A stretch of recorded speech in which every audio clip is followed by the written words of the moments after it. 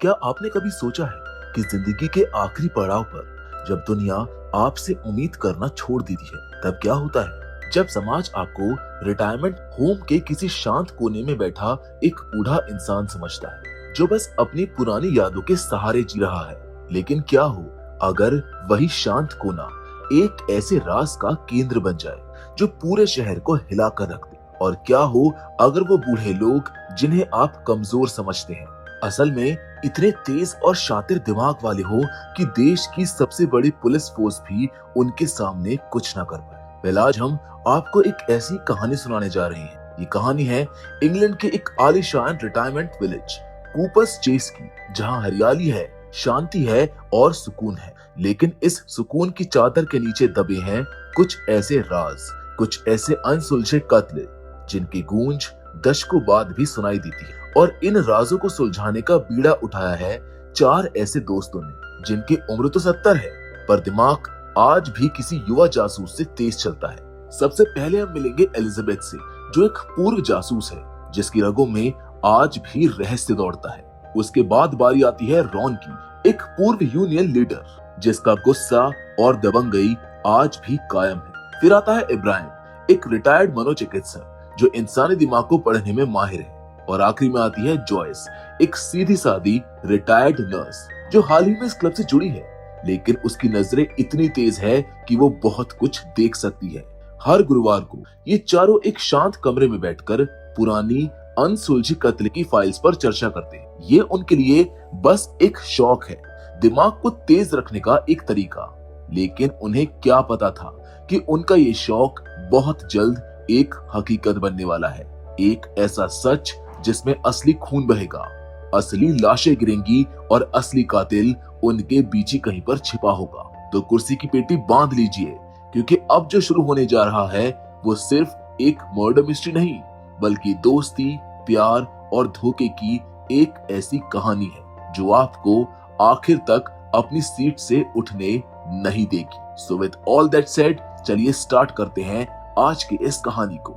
Hollywood silver screen presenting the Thursday murder club. हमारी कहानी शुरू होती है कूपर्स चेस रिटायरमेंट विलेज के दिल में, जहां जिंदगी अपनी धीमी रफ्तार से चल रही है। करीने से कटे हुए लॉन और मुस्कुराते हुए चेहरे, यहाँ सब कुछ परफेक्ट लगता है, इतना परफेक्ट कि यकीन करना मुश्किल हो जाए। यहीं पर हमारी मुलाकात होती है द थर्सडे मर्डर क्लब के सदस्यों से। क्लब की लीडर है एलिजाबेथ बेस्ट।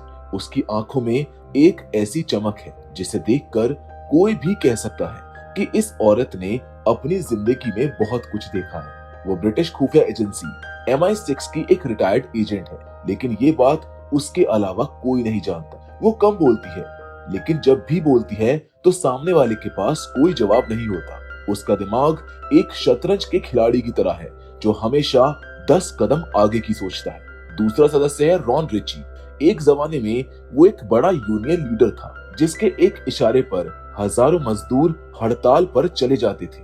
उसका शरीर अब भले ही बूढ़ा हो गया हो, पर उसकी आवाज में आज भी वही दबंगई और रौब है। वो किसी से नहीं डरता और जो सही लगता है उसे कहने में जरा भी नहीं हिचकता। तीसरा है इब्राहिम आरिफ, एक रिटायर्ड मनोचिकित्सक जो लोगों के चेहरे पढ़कर उनके मन की बातें जान लेता है। वो शांत स्वभाव का है और हर चीज का विश्लेषण करता है। जहां एलिजाबेथ और रॉन ताकत और तेजी पर यकीन करते हैं, वहीं इब्राहिम सब्र और गहरी सोच से काम लेता है। और इस क्लब की सबसे नई सदस्य है जॉयस मेडक्रॉफ्ट, एक पूर्व नर्स जो अपने पति के गुजर जाने के बाद यहाँ पर आई है। वो देखने में बहुत सीधी और भोली लगती है और अक्सर अपनी बेकिंग और बुनाई की बातें करती है, लेकिन उसकी नजरें बहुत तेज है। वो उन छोटी छोटी चीजों पर ध्यान देती है जिन्हें बाकी सब नजरअंदाज कर देते हैं। ये चारों हर गुरुवार को पहेली वाले कमरे यानी कि जिगसॉ रूम में मिलते हैं और पुरानी अनसुलझी कत्ल की फाइल्स को फिर से खोलते हैं। ये फाइल्स उन्हें पेनिग्रे नाम की एक पूर्व पुलिस डिटेक्टिव से मिलती थी जो खुद भी इसी क्लब की सदस्य थी। लेकिन अब पेनी की हालत नाजुक है और वो इसी रिटायरमेंट विलेज के नर्सिंग होम में कोमा में है। सब कुछ सामान्य चल रहा था जब तक कि कूपर्स चेस की शांति में एक तूफान ने दस्तक नहीं दी। गांव का मालिक इयान वेंथम एक बेहद लालची और बेईमान डेवलपर है। वो कूपर्स चेस की जमीन बेचकर उसके साथ लगे एक पुराने कब्रिस्तान को खोदकर वहां पर आलीशान फ्लैट बनाना चाहता है, लेकिन उसका बिजनेस पार्टनर टोनी करन इस सौदे के सख्त खिलाफ है। टोनी एक पुराने जमाने का दबंग आदमी है और वो किसी भी कीमत पर उस जमीन को बिकने नहीं देना चाहता, क्योंकि वो उस जगह से भावनात्मक रूप से जुड़ा हुआ है। दोनों के बीच तनाव बढ़ता जा रहा था। मीटिंग्स में झगड़े हो रहे थे, धमकियां तक दी जा रही थी। कूपर स्ट्रीट के सभी निवासी इस लड़ाई को देख रहे थे और डरे हुए थे कि उनका घर उनसे छिन न जाए। द थर्सडे मर्डर क्लब भी इस पूरे मामले पर नजर बनाए रखे हुए था। उन्हें अंदाजा था कि ये लड़ाई कोई मामूली लड़ाई नहीं है, लेकिन आगे जो हुआ उसने सबको हिला कर रख। एक सुबह कूपर्स चेज में सनसनी फैल गई। टोनी करन की उसके अपने ही घर में बेरहमी से हत्या कर दी गई। उसे किसी भारी चीज से सर पर वार करके मारा गया था। वहीं इस बारे में द थर्सडे मर्डर क्लब को भी पता चल गया था, क्योंकि अब ये केस एक असली, ताजा और खतरनाक केस बन चुका था।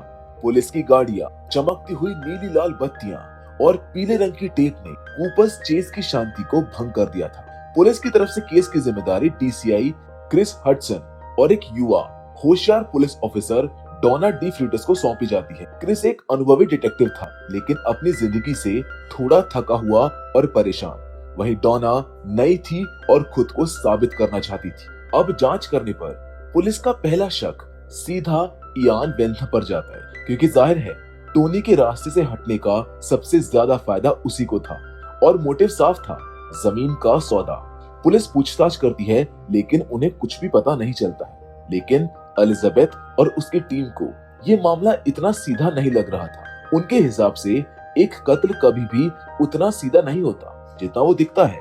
इसीलिए एलिजाबेथ, रॉन, इब्राहिम और जॉयस ये फैसला करते हैं कि वो सिर्फ पुलिस के भरोसे नहीं बैठेंगे, वो अपने खुद की जांच पड़ताल करेंगे। उन्होंने अपने अपने हुनर का इस्तेमाल करना शुरू कर दिया। एलिजाबेथ ने अपनी पुरानी जासूसी तकनीकों का इस्तेमाल करके जानकारी जुटानी शुरू की। रॉन ने अपने पुराने संपर्कों को खंगालना शुरू किया। इब्राहिम ने हर संदिग्ध के मनोविज्ञान का विश्लेषण शुरू कर दिया और जॉयस ने उन लोगों से बातें करी और उनकी गपशप सुनी और उन छोटी छोटी बातों पर ध्यान देना शुरू किया जो कत्ल के बड़े राज खोल सकती थी। साथ ही उन्होंने पुलिस को चकमा देना भी शुरू कर दिया था। कभी जॉयस एक भोली भाली बुजुर्ग महिला बनकर किसी से जानकारी निकलवा लेती, तो कभी रॉन किसी को डरा धमकाकर सच उगलवा लेता। वो डीसीआई क्रिस और कांस्टेबल डोना से हमेशा 2 कदम आगे चल रहे थे। वहीं पुलिस को भी इस बारे में पता चल गया था कि the Thursday murder club team ने भी इन्वेस्टिगेशन शुरू कर दी है।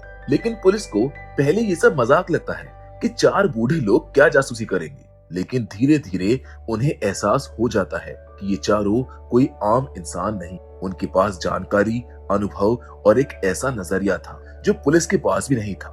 वहीं अब क्लब की जांच आगे बढ़ती है तो कई और नाम सामने आते हैं। एक था बोगदान, पोलैंड का एक मिस्त्री जो इयान वेंथम के लिए काम करता था। वो एक शांत और मेहनती इंसान लगता था, लेकिन उसकी आंखों में एक अजीब सी उदासी थी। एक और नाम सामने आता है जेसन, जो रॉन का ही बेटा था। जेसन एक पूर्व बॉक्सर था, साथ ही में वो पैसों की तंगी से गुजर रहा था। शक की सुई हर किसी पर घूम रही, लेकिन कहानी ने अचानक एक और भयानक मोड़ ले लिया जो किसी ने सोचा भी नहीं था, क्योंकि इयान वेंथम जो टोनी के कत्ल का मुख्य संदिग्ध था, अब खुद एक लाश बन चुका था। कूपर्स चेज के निवासी जब उसकी जमीन हड़पने की योजना के खिलाफ विरोध प्रदर्शन कर रहे थे, तभी भीड़ में से किसी ने उसे फेंटाइल का एक जानलेवा इंजेक्शन दे दिया और इयान वहीं सबके सामने तड़प तड़प कर मारा गया। अब इयान वेंथम के मरने से ये पूरा केस पलट चुका था। जो इंसान कल तक कातिल लग रहा था, आज वो खुद शिकार बन गया था।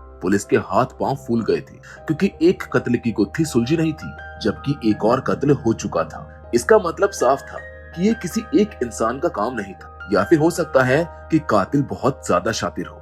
अब सवाल ये नहीं था कि टोनी को किसने मारा, बल्कि सवाल ये था कि इन दोनों कत्ल के पीछे कौन है। क्या दोनों कातिल एक ही है या ये किसी अलग अलग इंसान का काम है? द थर्सडे मर्डर क्लब के लिए ये एक चुनौती थी। एलिजाबेथ समझ गई थी कि ये मामला जमीन के सौदे से कहीं ज्यादा गहरा है। इसमें अतीत में कुछ ऐसे राज दबे हैं जिन्हें कोई बाहर नहीं आने देना चाहता, और वो राज छिपा था उस कब्रिस्तान में जिसे इयान वेंथम खोदना चाहता था।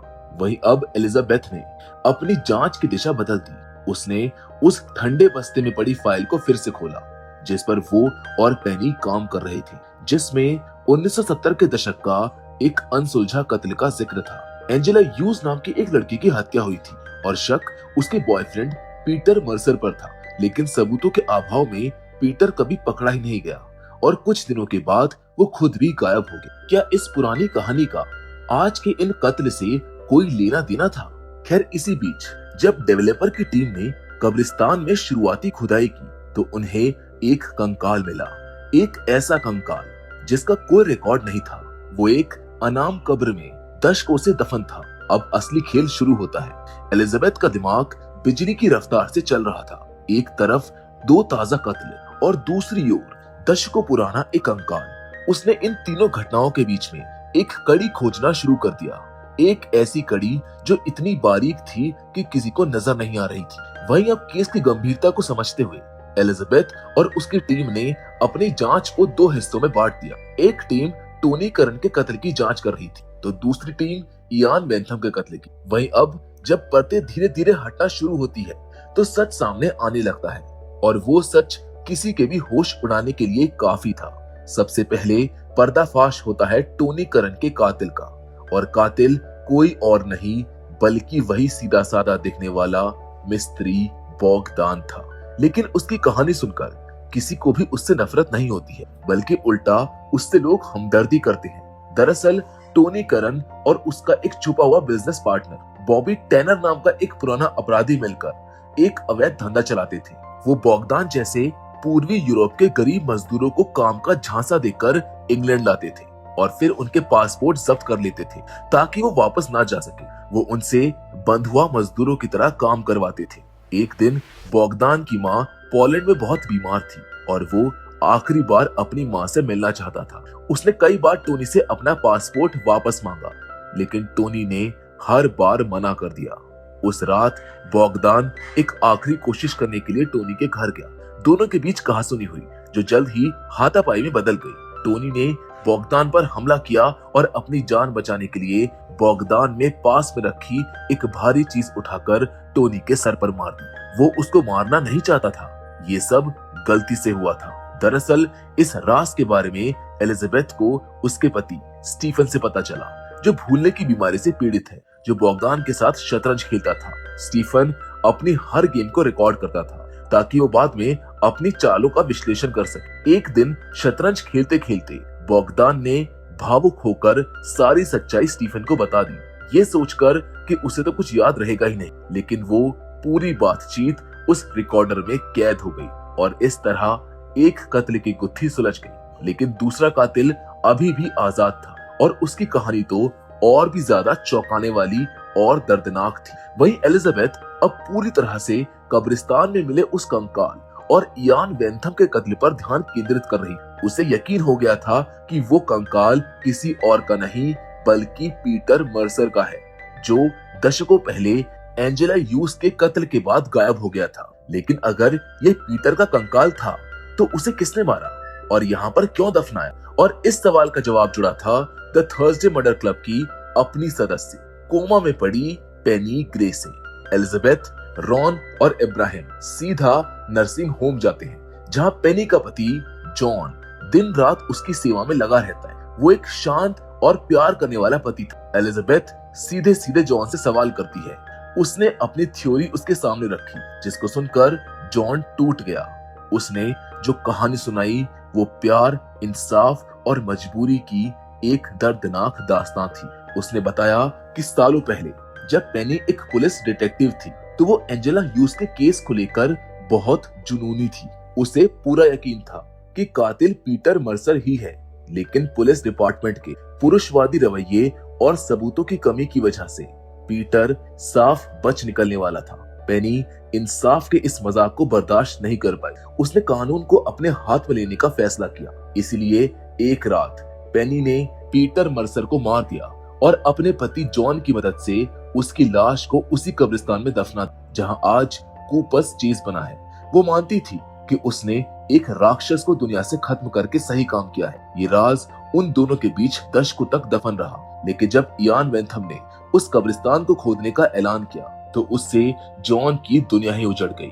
उसे पता था कि अगर वो जमीन खुद गई तो कंकाल मिलेगा, जांच होगी और पेनी का राज दुनिया के सामने आ जाएगा। पेनी अब जिंदगी की आखिरी सांसें गिन रही और जॉन किसी भी कीमत पर उसकी इज्जत पर दाग नहीं लगने देना चाहता था। इसलिए उस विरोध प्रदर्शन वाले दिन जॉन ने ही भीड़ का फायदा उठाकर इयान वेंथम को फेंटेनाइल का वो जानलेवा इंजेक्शन लगाया था। ये उसने नफरत में नहीं बल्कि अपनी पत्नी के प्यार और उसकी इज्जत को बचाने की एक हताश कोशिश में किया था। खैर अब कहानी अपने अंत तक पहुंच चुकी थी। दोनों कत्ल के राज खुल चुके थे, लेकिन ये कोई जश्न का मौका नहीं था। एक कातिल मजबूरी का मारा था तो दूसरा प्यार का। एलिजाबेथ और उसकी टीम ने जॉन को पुलिस के हवाले नहीं किया। उन्होंने उसे अपनी पत्नी के साथ कुछ आखिरी पल बिताने का मौका दिया और उन आखिरी पलों में जॉन ने वही फेंटेनाइल इस्तेमाल करके पहले पेनी को और फिर खुद को हमेशा की नींद सुला दिया। वो जानता था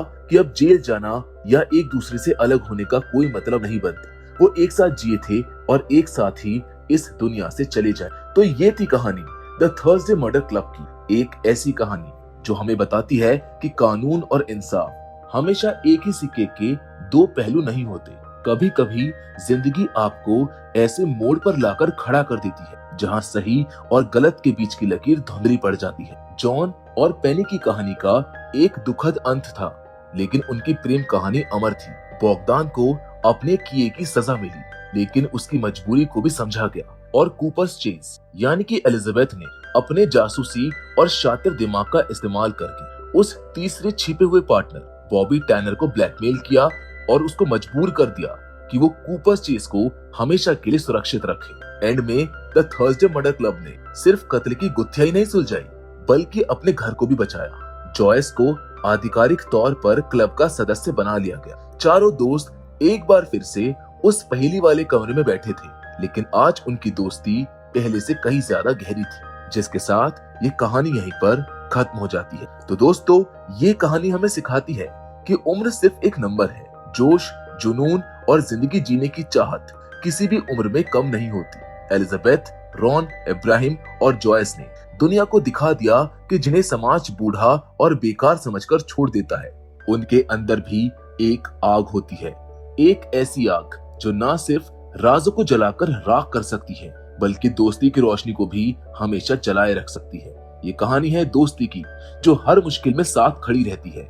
ये कहानी है प्यार की जो आपको कुछ भी करने पर मजबूर कर देता है। और ये कहानी है उम्मीद की कि जिंदगी के आखिरी पड़ाव पर भी एक नया रोमांच, एक नया मकसद आपका इंतजार कर रहा है। तो इसी मैसेज के साथ आज के इस वीडियो में बस इतना ही, लेकिन हमेशा की तरह हम आपसे जरूर मिलेंगे और वो भी एक और नई इंटरेस्टिंग कहानी के साथ।